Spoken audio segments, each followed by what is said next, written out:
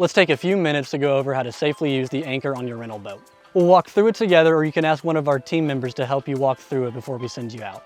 Every boat here at Cross Timbers is equipped with the right size anchor and line. Depending on the specific boat, the anchor is stored either under the front seat cushion or just in front of the dash. On this specific boat, the anchor is stored in front of the dash.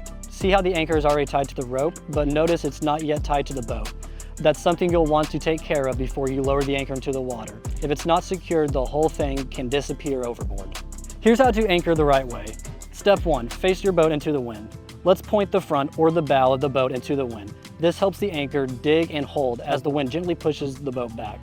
Step 2, lower the anchor carefully. Don't toss it, just lower it slowly by hand. Let the rope glide through your fingers. Remember, if you haven't tied it off yet, don't let go of the rope.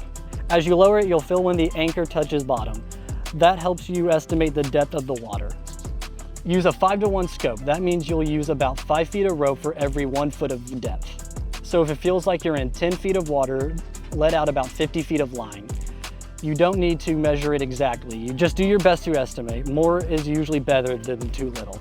Once you've let out enough rope, it's time to tie it off.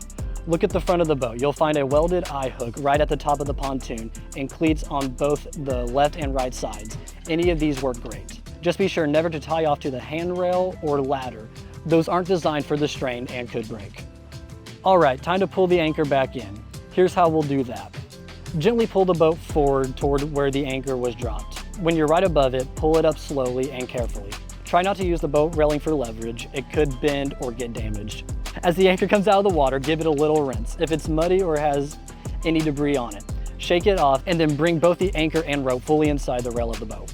Untie it, wrap up the rope neatly, and store everything back in the anchor compartment, just like you found it. Double check that no loose rope is left hanging overboard. Even a short length can drift back towards the engine and get sucked up in the propeller. And that's it. We're here to make sure you have a safe and smooth day out on the water. If anything's unclear or you would like help practicing anything, please ask one of us to help you before you head out. Thank you again for boating with Cross Timbers.